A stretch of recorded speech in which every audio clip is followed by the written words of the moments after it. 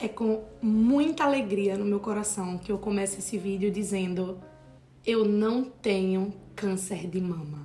Talvez essa introdução tenha lhe assustado, eu já peço desculpas. E esse vídeo é justamente para dizer a você, jovem, com menos de 35 anos, o como é importante a gente se tocar, conhecer a nossa mama, conhecer o nosso corpo, para que a gente não tenha essa terrível doença. Aqui é um relato de dias angustiados, de dias sofridos, de uma jovem de 24 anos que descobriu do nada um nódulo grande, rígido, na mama direita e foi atrás de todos os exames. E eu vou contar pra vocês o passo a passo e esse vídeo é, na verdade, um pedido pra você. Porque eu não sei se você sabe, mas a taxa de incidência de câncer de mama em mulheres com menos de 35 anos é de apenas 4 a 5%. Ou seja, é um percentual muito pequeno e obrigatoriamente o governo obriga as mulheres a fazerem mamografia com a faixa etária dos 50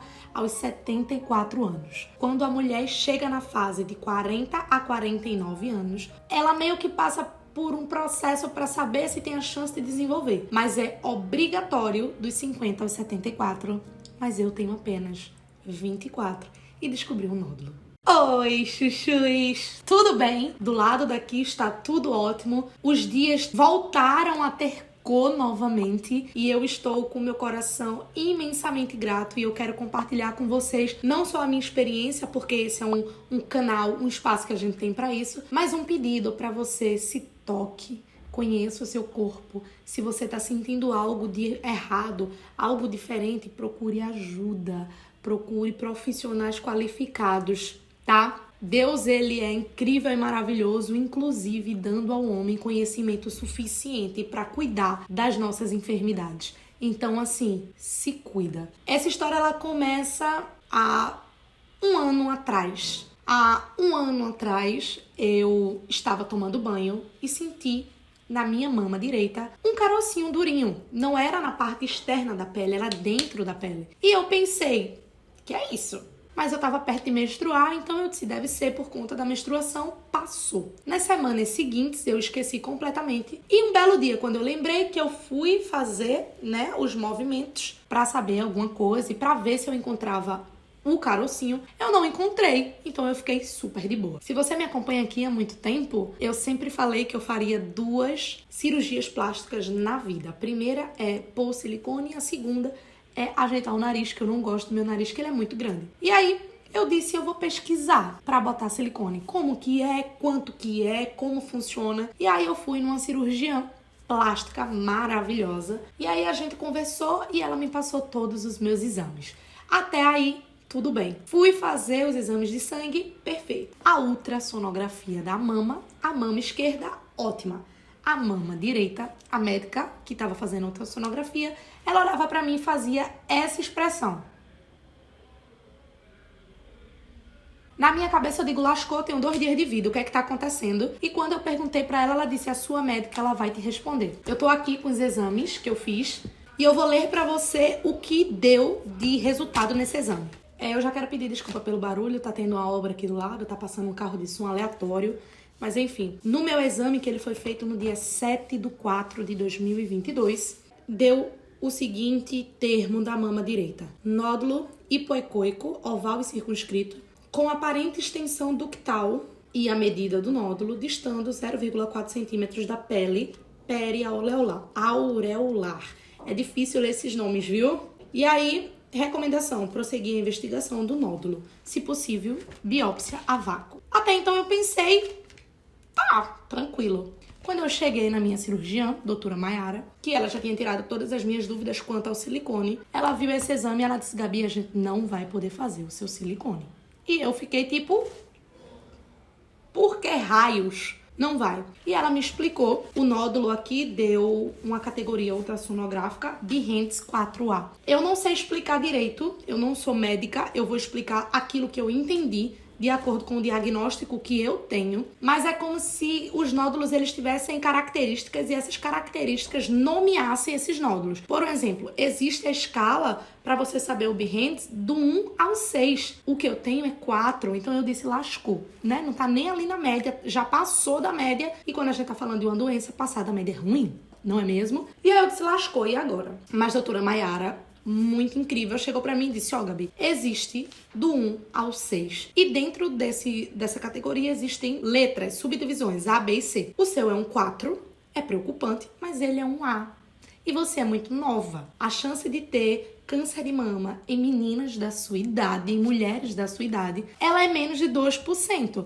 Eu não estou lhe dizendo que não tem. Eu só estou lhe dizendo que a probabilidade, ela é minúscula, mas que ainda existe. E que bom que você veio cedo, que você só tem 24 anos. E que se esse resultado ele for negativo, a gente já pegou muito no início desse nódulo. E eu, forte como uma pedra, porque eu não contei pra ninguém da minha família que eu tava fazendo consultas com a cirurgiã plástica, afinal de contas eu queria saber como era, quanto era, eu não contei pra ninguém. Quando eu saí da sala dela, eu tava com muita informação na minha cabeça e com uma possível chance de estar com câncer dentro do meu corpo. E aí eu fiquei, meu Deus, por favor, Deus, era só o que eu dizia. Eu digo, Deus, o Senhor não dá uma cruz maior do que a gente possa carregar. O Senhor sabe que o sonho da minha vida é construir a minha família, poder gerar a minha prole, amamentar a minha prole. Então, se eu tiver comida na mesa e a minha família, eu já tenho tudo. E, por favor, não me tire isso. Era só o que eu pedia. Não me tire porque eu não vou aguentar. Sem isso, eu não aguento. Tive que ligar para um oncologista. Oncologista é médico que vê câncer, né? E eu fiquei desesperada, procurando o número de um bom oncologista. E eu disse, meu Deus, eu com 24 anos tô tendo que ligar para um médico dessa especialidade. E as coisas foram meio que ruindo e perdendo as cores aos poucos. Isso foi antes da minha viagem para São Paulo. E eu optei, foi uma escolha minha. Eu não estou dizendo que foi uma escolha certa ou errada, mas foi uma escolha minha. Não contar para ninguém. Eu não contei para minha mãe, eu não contei para minha irmã, eu não contei para minha melhor amiga, eu não contei para os meus amigos, eu não contei para ninguém. Ninguém que eu amasse, ninguém sabia dessa história toda, porque eu não queria que as pessoas sofressem por antecipação comigo. Eu já tava sofrendo, então já era a minha dor. Eu não queria trazer a dor da minha mãe, a dor da minha irmã, então eu preferi passar a dor sozinha e confiando que Deus ia fazer o melhor independente do resultado e que se caso esse resultado desse ruim, aí eu ia compartilhar a minha dor, aí eu ia ter um amparo, mas eu não queria fazer com que as pessoas que eu amo sofressem por antecipação. Então eu preferi passar esse processo inteiro. Vivi a minha viagem de São Paulo como se não houvesse amanhã. Foi incrível. Minha mãe viveu da mesma maneira. Porque se eu tivesse contado, ela não ia querer nem viajar. Então, quando eu voltei, eu disse, tá, voltei de São Paulo. Agora eu preciso fazer os exames. E aí a minha ficha caiu de que, tem que fazer. Fui no oncologista, foi traumático pra mim. Eu fui sozinha. E quando eu entro na sala, eu consigo sentir o cheiro da sala. Várias mulheres com lencinho na cabeça aqui, uma moça de cadeira de roda sem uma perna, todas as pessoas que estavam ali das duas, uma, ou já tinham câncer e estavam tratando, ou estavam ali para descobrir se tinham ou não, que era o meu caso, e eu estava nessa posição de dúvida, se sim ou se não. E foi muito difícil, a consulta foi ótima, mas a espera foi doída, foi sofrida, foi difícil. Quando eu entrei na sala, um médico maravilhoso. Eu senti o dedo de Deus desde o início até o fim desse processo. O nome do médico era Dr. Erasto, aqui do Recife. Erasto Filho. Incrível. Eu entrei na sala, ele me recepcionou super bem, disse, não precisa me mostrar o seu exame agora. Tire a blusa, o sutiã e sente ali na maca. Então, eu fiz isso e eu ainda fiz uma brincadeira. Tipo, o senhor não me pagou nem uma cerveja e já tá assim, tire a blusa. Não é assim que funciona. Porque eu sempre uso o humor pra qualquer momento da minha vida. Se ele tá ruim ou se ele tá bom. Eu uso o humor porque quando a gente ri, a gente espanta os males. Já vi esse ditado? E aí, a gente já começou a conversar, a consulta já foi ainda mais distraída e divertida, no máximo que ela poderia ser. E aí, ele começou pela mama esquerda, não encontrou nada. Na mama direita, quando ele tocou, ele disse, tá aqui, e pela minha experiência, é um 4. E ele acertou, ele não tinha visto nem meu exame. O tempo que ele tem de especialização, eu não tenho de vida, pra você ter uma ideia. Eu fiquei assim, tipo, meu Deus, e agora? A gente começou a conversar e eu disse pra ele, se for ruim, doutor, precisa tirar alguma parte da glândula. Ele disse, ó, vou ver a ultrassom. Tá bem pertinho da minha glândula mamária. E aí ele disse, sim, Gabi, a gente vai ter que tirar uma parte, se for negativo, porque, pelo que eu entendi, quando tem algo ruim, você tem que tirar uma boa parte do tecido ali ao redor, pra não ficar resquício, é alguma coisa desse gênero. E eu disse, eu não quero que mexa na minha glândula mamária, porque o sonho da minha vida é amamentar. E eu não quero. E aí ele veio com uma pitadinha de humor e disse pra mim, então agradeça a Deus que você tem 2 seios. Porque se for ruim, independente do que você queira ou não, eu vou ter que tirar, Gabi. Eu não tenho como deixar. E eu não tô dizendo que eu vou tirar toda a sua glândula mamária. Mas se tiver perto, a gente vai fazer 1 trilhão de exames ainda. Então não sofra por antecipação. E aí eu disse, tudo bem. Saí de lá pra marcar uma biópsia. Agora eu vou colocar algumas imagens de como eu saí da biópsia, de como foi a biópsia. Se você é sensível e quiser pular, fique à vontade, mas não são imagens feias, não. Tão normais. São imagens normais. E aí eu marquei a biópsia. Cheguei lá, entreguei todos os meus documentos, fiz todo o check-in, né? E quando eu entrei na sala, deixa eu pegar o nome do médico também, que ele foi, assim, incrível. Dr. Diego Amaral. Dr. Diego foi, assim, mais um anjo que Deus colocou nesse caminho. Em todo o tempo ele tava me dizendo o que ele tava fazendo. Eu vou higienizar sua mama. Essa aqui é o negócio da biópsia, que eu apelidei de pistola, porque parece uma pistola de furar a orelha e tem uma seringa desse tamanho, uma agulha. Eu digo, pelo amor de Deus, vai me varar isso aí. E aí a gente já ficou brincando, sorrindo e eu muito tensa. A anestesia é o que mais dói, então quando ela entra no seu organismo, ela dá uma queimada. E eu deitada na maca e as lágrimas caindo aqui do lado. E eu só pensava, Deus, por favor. Deus, por favor. E eu já tinha convicção de que se o meu resultado fosse positivo, Deus seja louvado. Se o meu resultado fosse negativo, Deus seria louvado da mesma maneira. Porque eu entendo uma coisa na minha vida. Tudo que eu passei, tudo que eu ainda vou passar, é porque eu tenho que passar. Faz parte da minha trajetória porque eu tenho que passar por isso. Eu acredito muito que as coisas na vida acontecem por 2 razões. Primeira, vontade de Deus. Segunda, permissão de Deus. E quando um pai muito amoroso permite que o seu filho passe por coisas que ele sabe que vai machucar, é para moldar o nosso caráter. Um pai amoroso não vai chegar e ficar ao todo o tempo criando o filho numa redoma de vidro. Trazendo isso para uma vida real, o pai, ele diz pro filho, se você pular desse degrau, você vai cair. Se você pular desse degrau, você vai cair. A criança vai lá e faz o quê? Pula do degrau. Ela caiu e se machucou. Mas o pai, ele parou de falar. Porque ela só vai aprender e só vai ser moldada quando ela cair e se machucar. Então eu tava com a minha consciência tranquila de que Deus tá comigo. E Ele é o meu pai. E Ele é a pessoa que mais me ama na vida toda. Se eu tiver que passar, eu vou passar de cabeça erguida. E vai dar certo. Eu não sei o que vai dar certo, mas vai dar. Esse era o que me confortou o tempo inteiro. E o tempo inteiro Deus estava aqui me dizendo e confirmando, eu tô com você, você é minha filha amada, eu tô com você e você é minha filha amada. Então eu não fiquei desesperada, não foi um processo altamente desesperador. Ele foi nebuloso, mas não foi só nebuloso. Foi um momento assim, diferente. E aí ele aplicou a anestesia e veio com a pistola. Minha gente, ele enfiou. E quando ele fazia o trá, eu me assustava na cadeira e as lágrimas caíam de 10 em 10. E aí fui, levei pra biópsia e demorou 10 dias pra sair o resultado. Estava morrendo de medo de pegar esse resultado e não fazia ideia do que ia vir nele. Estou aqui com o resultado em minhas mãos e a conclusão é o seguinte termo: fragmento de parênquima mamário exibindo hiperplasia fibroadenomatoide. Eu já me desesperei e disse, lascou, tenho 24 horas de vida. Porque uma coisa chamada fibroadenomatoide não pode ser boa. Com um nome desse, não pode ser boa. Coisa boa é o quê? Brigadeiro, bolo, coxinha, amor, paz. São coisas, palavras pequenas que trazem um acalento para a alma. Mas fibroadenomatoide, você entende? É tipo paralelepípedo. Dá pra ser nome de doença. Olha, tudo bem, eu queria dizer que o seu filho tem paralelepípedo. Dá pra ser um nome de doença. Ou então é o seguinte, ó. O seu diagnóstico foi que você tem otorrinolaringologia. Isso já é quase uma sentença de morte. Igual fibroadenomatoide. Eu digo, lascou. Isso foi uma sexta-feira. Não tinha médico. Não tinha ninguém que eu pudesse ver. Mas eu tinha uma amiga mandei pra minha amiga. Ela disse, Gabi, fica tranquila que esse é benigno, mas minha amiga não é da área de oncologia. Eu disse o quê?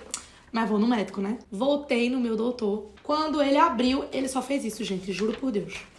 Ele abriu aqui, eu me tremendo pra saber, porque sou eu e Tomé, eu só acredito vendo, entendeu? Jesus, me dá a mão e deixa eu enfiar o dedo na tua pereba pra eu saber se tu é tu mesma. Eu sou incrédula.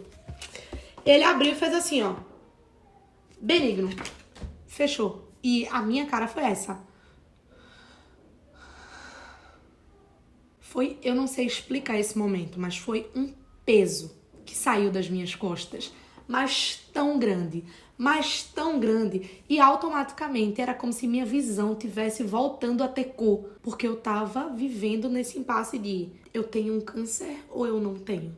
E de repente a confirmação de que eu não tenho um câncer fez com que dizer que eu nasci de novo é demais. É pesado, não a paz. Brincadeira, desculpa. Eu não consigo, gente, não fazer uma piedoca. Não consigo. Dizer que eu nasci de novo é demais, mas assim, essa experiência foi única na minha vida e que agora eu realmente tô enxergando várias coisas com outros olhos, completamente diferentes. E vocês perceberam que eu não tava bem, vocês perceberam que faltou vídeo, vocês perceberam que faltou conteúdo no Instagram, que eu sumi do TikTok e esse foi o motivo. Já quero pedir perdão por isso, mas eu não sou uma máquina. E pra finalizar esse vídeo, já que eu já dei a boa notícia no início, porque a gente tem que começar a vida, o dia com boas notícias, eu quero dizer pra você como que você deve se tocar pra descobrir caso você tenha algum nódulo ou não e não sofra por antecipação. O meu pai amado é o seu pai amado. E da mesma maneira que eu sou a menina dos olhos dele, você também é. Então não adianta sofrer por antecipação, você é peru, você não é. Não é? Vou dizer pra vocês, você botar no Google, você consegue encontrar. O ideal é você colocar o braço pra trás e ir girando em todo o seio, como a minha mama direita é essa daqui, né? Caso tenha qualquer carocinho, qualquer bolinha estranha, qualquer ponto duro, procure um médico. Porque a nossa mama, ela não tem pontos duros. E quando tem um ponto duro, é porque algo de errado não está certo. Eu não sei qual pergunta esse vídeo vai gerar, mas eu já quero dizer pra você que sim, o meu nódulo ele é benigno. Não, eu não preciso tirar ele necessariamente. E que a partir de agora, o que eu vou ter que fazer é um acompanhamento semestral. Então, de 6 em 6 meses, eu vou voltar no oncologista, no meu não, que eu não tenho câncer, no oncologista. E ele vai fazer o exame e ele vai passar uma ultrassom uma vez por ano para saber se cresceu, se diminuiu, mas que não precisa tirar. Outra dúvida também que eu tinha que ele tirou foi que eu perguntei, um nódulo, ele tem como do bem virar do mal? E ele disse, não, Gabi, o nódulo ele já nasce com a sua característica. Então, se ele nasceu com a característica benigna, ele é benigno. Se ele já nasceu com a característica maligna, ele é maligno. Eita, nasci do bem, vou virar do mal. Não existe essa possibilidade. Ali é sim, sim, não, não. É mal, é bom, é bom. Fim. Eu espero que esse vídeo tenha servido pra você, mulher. Se você caiu aqui de paraquedas e tá passando por esse processo, eu me compadeço com a sua dor. E eu quero lhe dizer mais uma vez que você não está sozinha. Você não tá sozinha. Procure pessoas que lhe amam pra lhe apoiar e passar por esse processo com você. Quando eu fui contar à minha mãe, eu já tinha um resultado negativo e eu já tinha que era benigno. Quando eu contei pra ela só faltou infartar. E eu já tinha um resultado dizendo que eu não tinha. Se eu tivesse dito antes de sair o resultado, minha mãe já tinha morrido do coração. Então esse foi um dos motivos também que eu não quis falar, entendeu? Mas é isso, o vídeo ficou longo demais, não era essa a intenção. Que Deus abençoe você profundamente. E saiba que você está nas minhas orações. Porque mais um ponto de orações que eu incluí foi as mulheres que estão passando por esse processo de descoberta ou que já estão com câncer, independente da parte do corpo. Então, que Deus abençoe muito. Não perde a esperança, ela é literalmente a última que morre. Um beijo no coração e vamos brindar a vida.